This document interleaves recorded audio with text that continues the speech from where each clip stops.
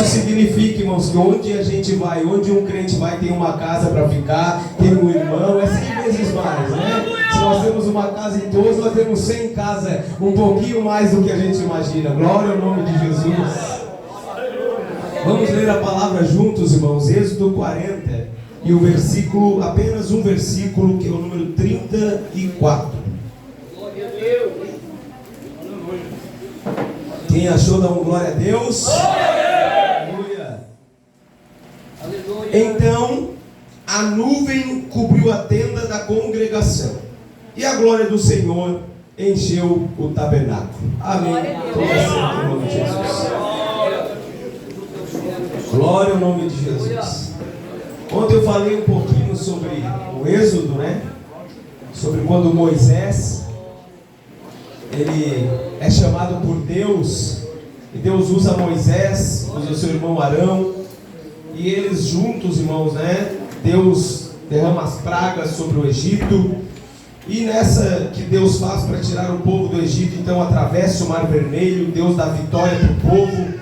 Moisés adora a Deus, né? Conforme nós falamos um pouquinho ontem, e ali continua, irmãos, a caminhada. Obrigado.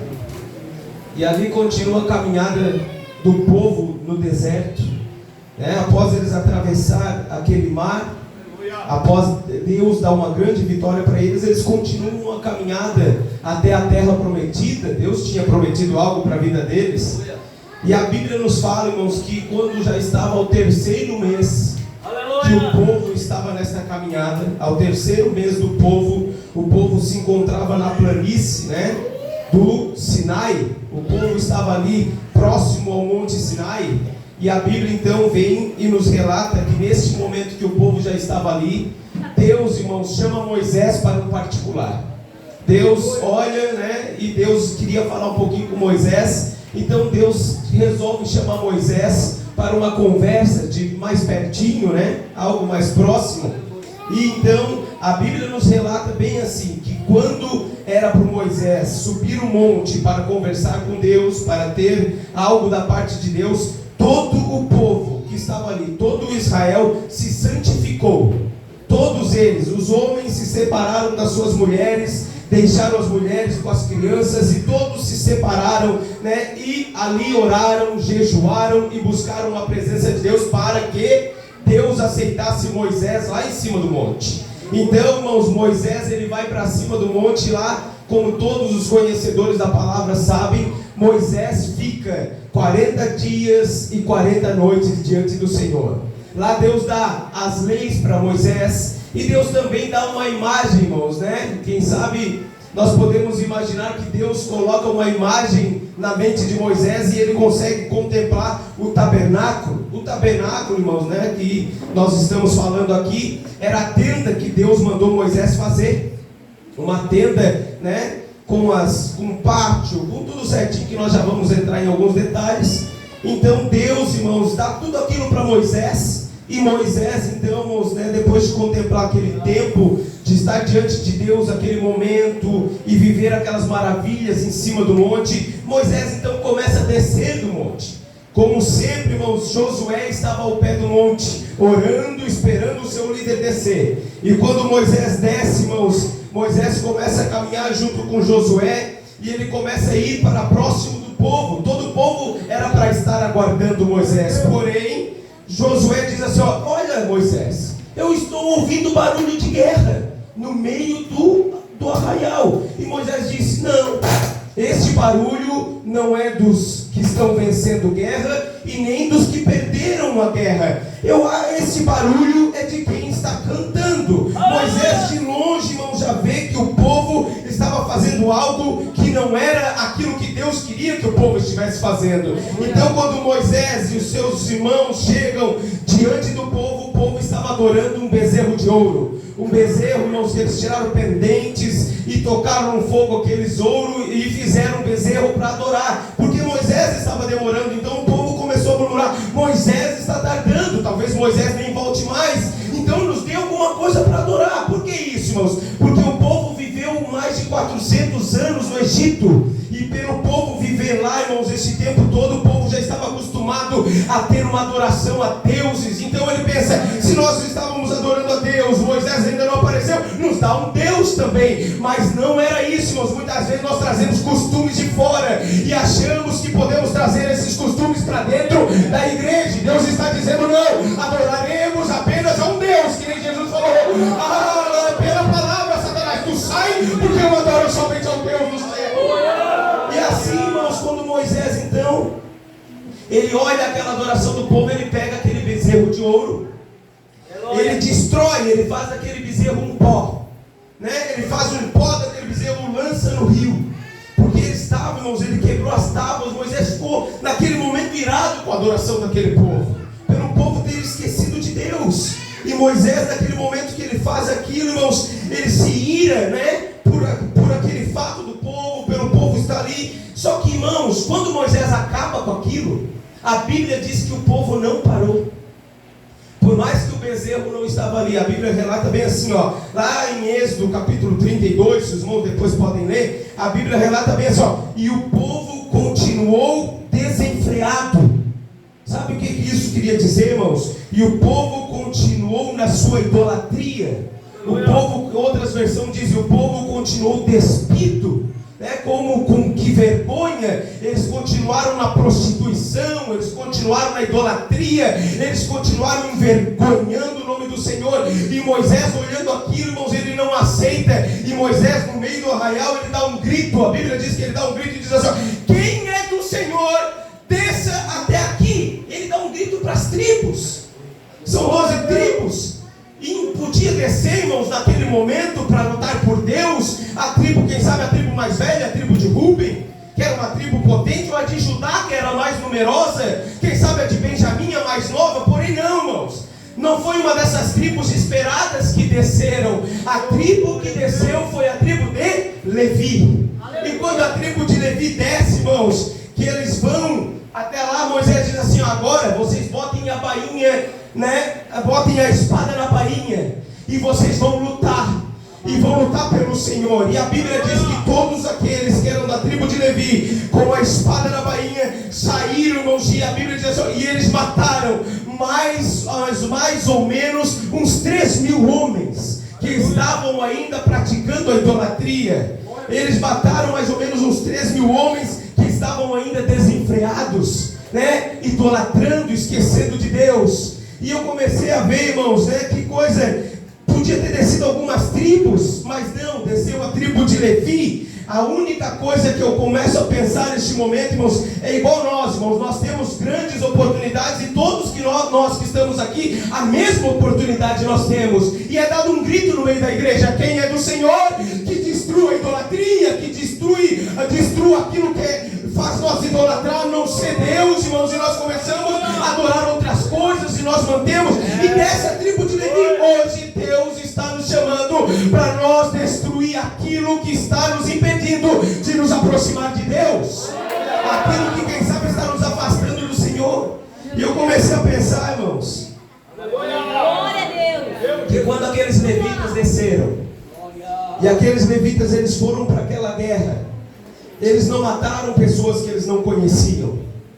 A Bíblia diz: hoje vocês vão destruir seus vizinhos, amigos, parentes, irmãos. Eles destruíram, eles mataram a espada as pessoas que eram conhecidas, pessoas que eles amavam, pessoas que eles eram apegadas.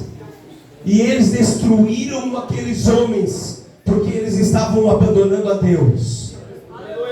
E a Bíblia nos diz, irmãos, Jesus disse assim: aquele que não deixar pai, mãe, filho, né, esposa, marido, por amor de mim, aleluia, não é digno de entrar no reino do céu. E isso, irmãos, que a Bíblia diz, que Jesus diz, não é eu simplesmente não amar o meu pai. Eu tenho um pai que não é crente, eu vou lá, eu converso com ele, agora ele começou a frequentar a igreja, né? Nós temos familiares que não são crentes. Nós, irmãos, não vamos praticar o que eles praticam. Porém, irmãos, nós vamos ter o nosso amor fraternal, aquele amor de pai, né? Aquele amor de filho, nós vamos ter isso. Porém, Jesus está dizendo assim, ó, aquele que continuar vivendo o que aquele que não me serve viver, irmãos, isso não é para minha presença. Nós temos que acabar, nós temos que botar uma parede entre nós e aquele que não serve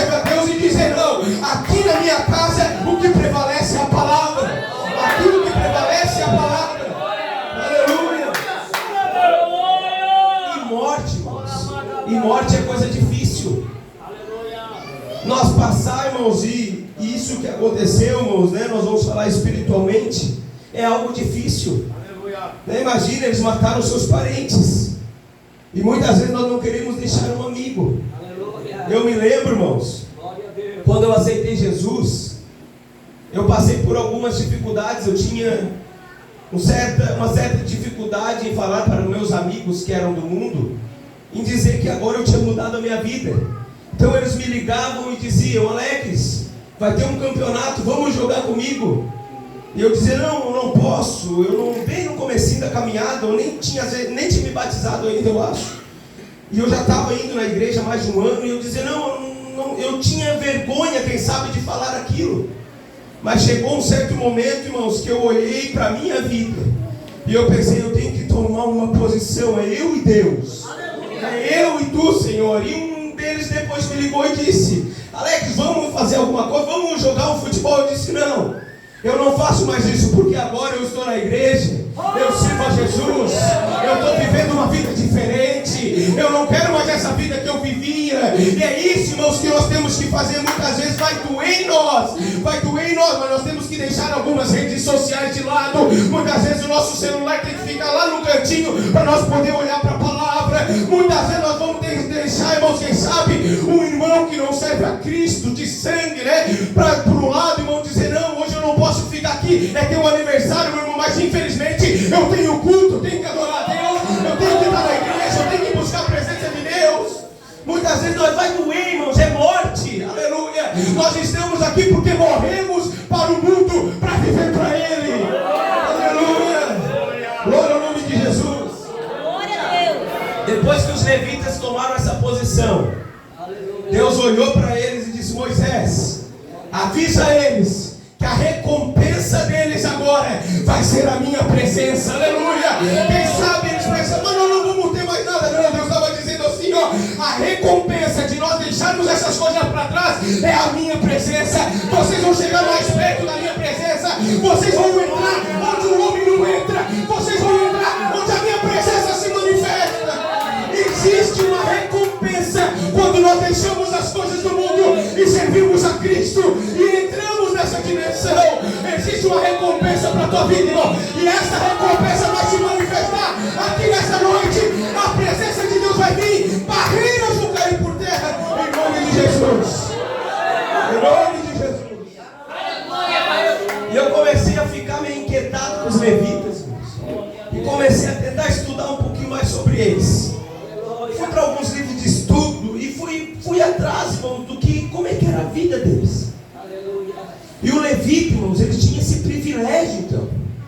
Esse privilégio de poder chegar mais próximo de Deus. Esse privilégio de, né, estar ali onde Deus se manifestava. Só que, irmãos, quando um mocinho, né, um menininho levita, ele completava 5 anos de idade, o seu pai pegava ele e começava a inculcar a palavra de Deus nele. E começava a colocar a palavra, as leis. Ela ia entrando na mente daquele menino, e ele tinha que inculcar a palavra até os 12 anos daquela criança. Quando aquela criança, então, ela completava 12 anos, aí ela chegava diante do sacerdote para poder ir lá e falar no mínimo 10 leis. Então ele chegava diante do sacerdote e dizia no mínimo 10 leis, e assim ele era aprovado. E eu começo a pensar muitas vezes nas nossas crianças, na nossa juventude, né? Que os pais muitas vezes trazem eles agarrados para a igreja, porque eles ainda não têm a convicção. Mas o papel da igreja é esse, é inculcar a palavra de Deus. E chega um momento, irmãos, que é conforme o nosso ministério, com 12 anos aproximadamente, já pode tomar a posição de se batizar, né? De tomar uma posição. E assim era com esses levitas. Quando eles completavam 12 anos, eles chegavam diante do sacerdote, eles falavam as 10 leis, e o sacerdote olhava para eles e dizia: o que tu quer agora? Continuar a tua vida normal, ou tu quer algo a mais da parte de Deus? Então aquele mocinho, ele já podia tomar uma posição. Ele podia dizer: não, eu quero mais, eu preciso de mais, eu não quero simplesmente aprender, meu pai me falou tudo que eu tenho que fazer, mas eu não quero só isso, eu quero ter uma vida mais particular com Deus, eu quero me encontrar, eu quero ter algo a mais de Deus. Então o levita, com 12 anos, ele tinha uma oportunidade de chegar diante do tabernáculo. O tabernáculo, irmãos, era uma cortina fechada, né? Toda ela era tipo um muro, né? Vamos falar mais baixo, tipo um muro ao redor. Dentro tinha um pátio e dentro tinha a tenda, que era um lugar santo, com alguns utensílios. No pátio também tinha outros utensílios. E lá dentro do tabernáculo, né? Dentro da tenda, além do lugar santo, tinha uma cortina e tinha um lugar santíssimo, onde estava a arca, que Deus descia e se manifestava ali para o povo. E esse levita com 12 anos, irmãos, a partir dos 12 anos, ele podia ficar no alpendre. Quando ele desejava, o sacerdote olhava para ele e dizia: tu quer algo a mais? Então tu pode começar a entrar nesse alpendre. E tu pode começar até os teus 18 anos a aprender. E entrar um pouquinho mais na presença de Deus. Então aquele mocinho com 12 anos, ele ficava num degrau mais elevado, como um degrau assim, ó. Ele ia para um degrau e ele conseguia contemplar lá dentro o que aquele sacerdote e aqueles levitas estavam fazendo dentro do pátio. Ele conseguia olhar um pouco mais. E o levita tinha um privilégio, ele não precisava de oferta. Agora todo Israel que queria entrar no alpendre, ele tinha que queimar uma oferta, entregar uma oferta aos sacerdotes para poder dar uma olhadinha. O levita não, ele tinha esse privilégio. Então ele vivia ali aprendendo nos pés dos sacerdotes, dos levitas. Ele começava a aprender algo mais. E quando ele completava 18 anos, ele ia até o sacerdote. E quando ele chegava no sacerdote, ele dizia: Senhor, eu quero algo a mais. Para mim não me serve viver só aqui no alpendre. Eu quero entrar lá no pátio. Então com 18 anos de idade, aleluia, com 18 anos de idade, ele se transformava num levita mor, né? Levita mor.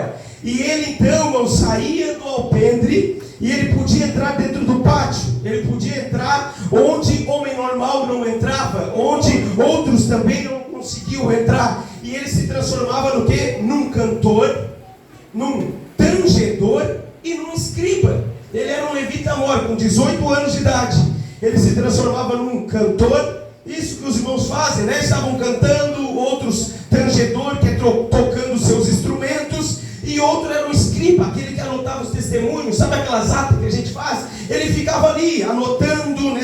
Olha, aconteceu isso hoje. Olha, Deus se manifestou. Olha, tal oferta foi queimada. E ali então eles ficavam ali dentro do pátio.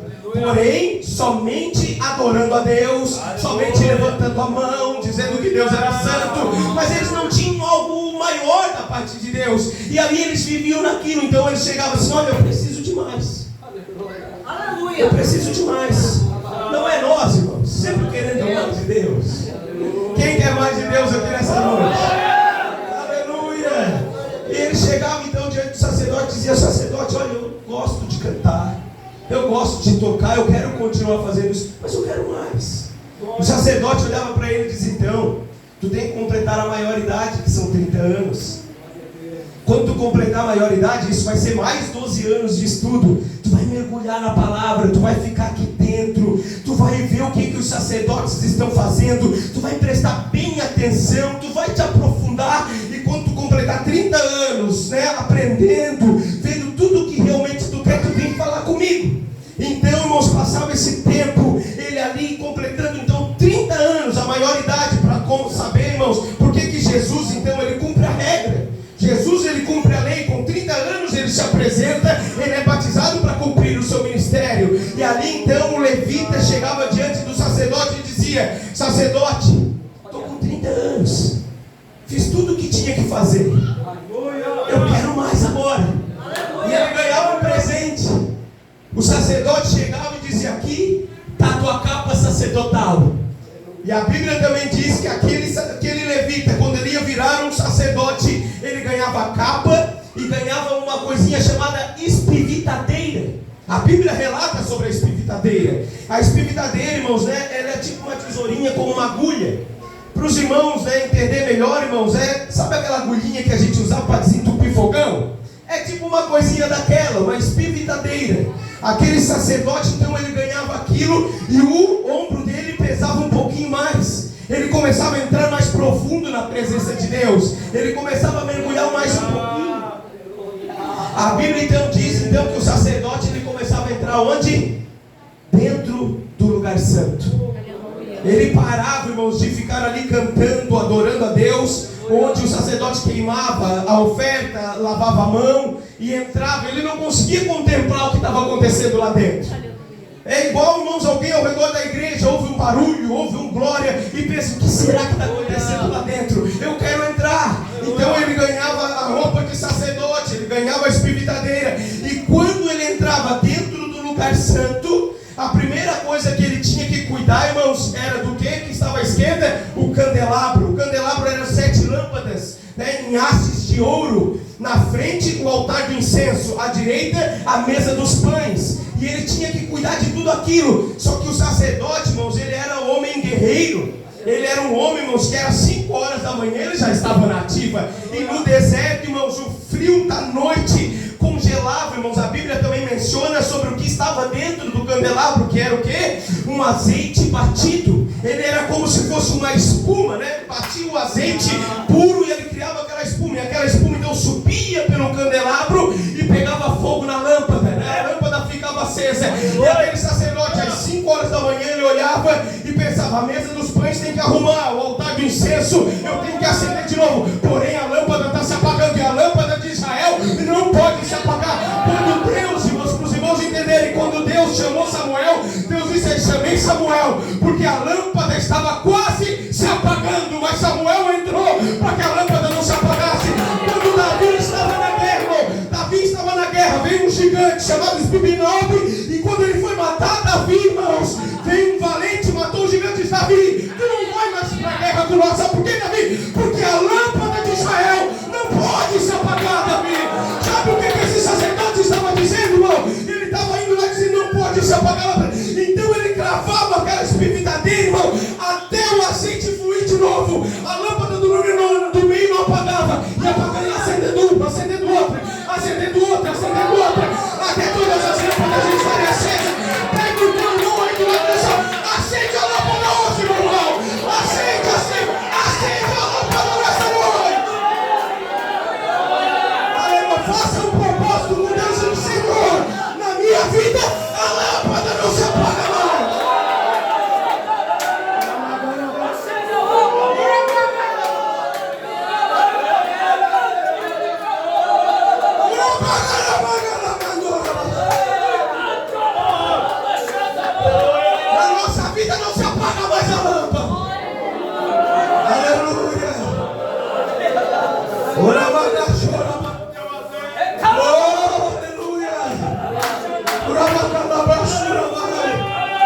Imagina aquele sacerdote fazendo a lâmpada se acender.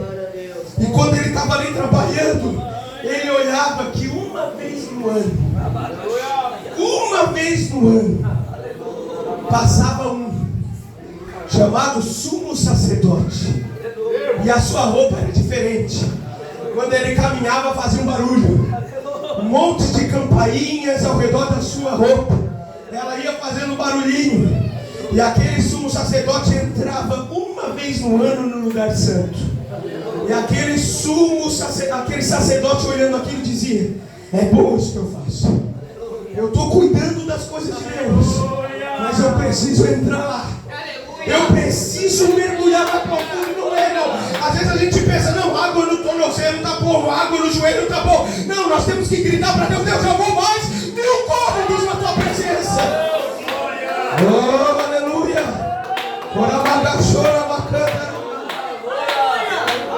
Aleluia. Aleluia. E aquele sumo sacerdote, então, irmãos, passava e entrava onde ninguém entrava. Uma vez no ano. Então aquele sacerdote chegava diante do sumo sacerdote e dizia: eu preciso me preparar. Eu quero ser participante disso que ele é também. Não é só o pastor que vai sentir a glória de Deus. Não é só o irmão Alex que vai pular. Não é só esse aí que está sentindo. Eu também quero ser participante disso. Ah, mas a irmã foi batizada. Eu também quero ser batizado com o Espírito Santo. Eu também quero ser participante disso. E aquele homem então chegava e dizia: sumo sacerdote, eu também quero. Ele dizia assim: ó, para entrar no Santo dos Santos, tu tem que estudar mais 15 anos. Porque só entra lá o sumo sacerdote quando completa 45 anos de idade. E olha que coisa, irmãos. O trabalho do sumo sacerdote era de 45 anos até os 50. Com 50 ele se jubilava. Então ele podia entrar dentro do lugar santíssimo apenas 5 vezes na sua vida. E provavelmente haveria mais sumo sacerdote. Então talvez ele entrava uma vez só na sua vida. Ele entrava lá dentro. E aquele sacerdote dizia: eu quero entrar lá também. Aleluia. Eu quero entrar lá também. Então ele começava a estudar, começava a entrar mais profundo na palavra. Ele começava a meditar algo a mais. Ele começava a ter experiências maiores com Deus. Ele começava a ir além.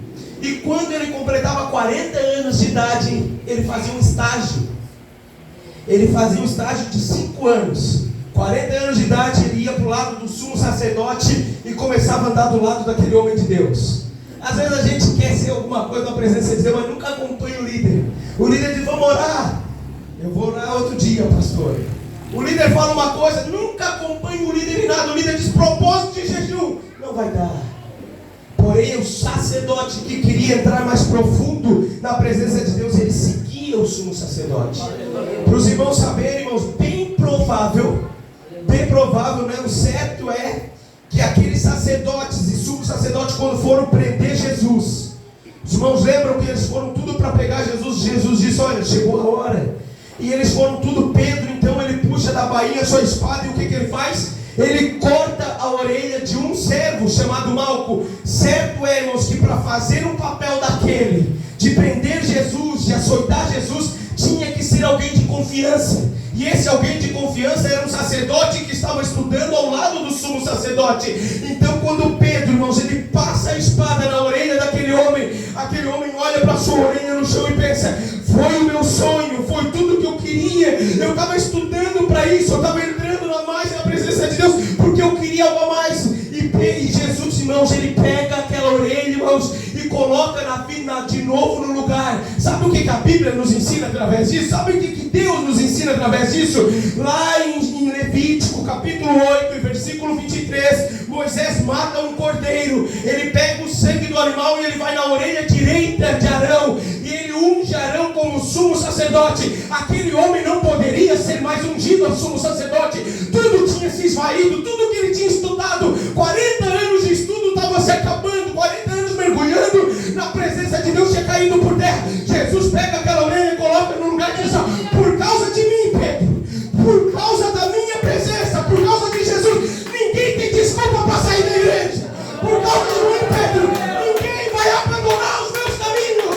A gente pode se entristecer com A, com B, com C, pode se entristecer com todo mundo, mas agora ninguém tem desculpa para dizer: eu saí por causa de Jesus. Jesus não tira ninguém da igreja, irmão. A palavra continua sendo a mesma.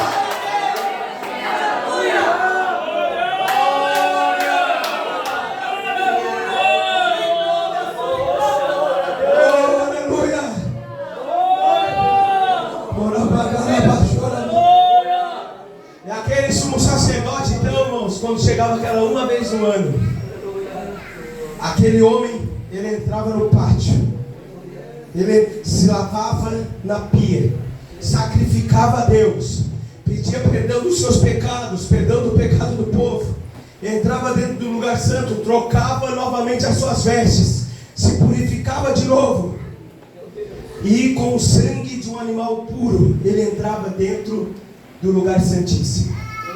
Dentro do lugar santíssimo tinha uma arca, um baú todo revestido de ouro. Nesse baú 2 anjos, um colado com a asa na ponta do outro, um olhando para o propiciatório. E aquele sumo sacerdote entrava, irmãos, em todo Israel. Era uma vez no ano. Então quando aquele sumo sacerdote entrava, todo Israel ficava atento. Aquele barulho de campainhas, ele caminhando, ele pega o sangue, e quando ele entra, ele já no canto da porta, da cortina, ele já lança o sangue nos cantos. E quando ele chega diante da arca, que era onde Deus ia descer para se manifestar, se Deus se agradasse dele, se Deus se agradasse do pedido de perdão pelos pecados, Deus descia ali, a presença de Deus descia ali. Ele chegava então e ele aspergia o sangue sobre a arca da presença de Deus. E quando ele fazia isso, o barulho das campainhas continuava. Aquele sumo sacerdote, ele dava 7 passos para trás. e ele ficava em silêncio. Quando ele ficava em silêncio, todo Israel, no pátio, fora do pátio, se ajoelhava e esperava ver o que Deus tinha. E a Bíblia diz que a nuvem de Deus passava sobre o povo, ela ia, passava sobre o tabernáculo, e Deus se agradava a Deus. Então descia, irmãos, ele descia sobre a arca onde ele se manifestava, e ali ele falava com o sumo sacerdote. A Bíblia não nos menciona, mas muitos historiadores dizem que aquele sumo sacerdote tinha uma cordinha na cintura. Não sei se os irmãos já ouviram sobre isso. E ele tinha uma cordinha porque diziam assim, ó, se Deus não aceitar, ele vai morrer lá dentro. E a cordinha seria para quê? Para puxar aquele homem morto. Porém eu pesquisei, eu fui em vários lugares, eu não sei se já aconteceu, porém eu não encontrei que algum sumo sacerdote morreu lá dentro. Só que eu entendi uma coisa, e através de um testemunho de um desses escribas, sabe, que estavam lá, um levita mor, ele escreveu um testemunho. Eu comecei a ler e eu vi para que serviu aquela cordinha. Aquele sumo sacerdote, então, ele parava em silêncio ali, todo Israel esperando. Imagina, irmão, que quando a gente sente a presença de Deus, a gente corre, a gente pula, a gente salta, larga instrumento e já sai correndo. Imagina aquele homem, irmão, Deus vivo descendo na frente dele. Ele começa, irmão, imagina ele, irmão, saltando e pulando, aquela barulhada de campainha. Só que ele tinha que sair lá de dentro. Por quê? Porque ele era profeta de Deus. Ele tinha que dizer o que Deus tinha dito para o povo. Só que aquele homem não saía. Eu comecei a imaginar irmão. Eu fui batizado com o Espírito Santo assim, ó. Eu cheguei na igreja, todo errado, irmãos, cabelo arrepiado, todo. Mas eu já queria Deus. Quando eu cheguei na frente do altar, aqui num cantinho assim, ó, o pastor da época botou a mão na minha cabeça e disse: seja batizado com o Espírito Santo. Irmãos, eu não sei o que aconteceu. Eu sei que acordei abraçado no irmão, pulando e saltando e falando em novas línguas. Fui batizado. Imagina aquele homem, irmão, Deus vivo diante dele. Era um barulheiro, irmão, de campainha. Só que Israel estava atento. Fala, cadê esse homem que não aparece? Sai daí. Então alguém puxava aquela cordinha e aquele sumo sacerdote vinha, e ele era a boca para o povo de Deus. Ele dizia: paz, prosperidade e saúde sobre a nação de Israel. Deus aceitou o nosso sacrifício.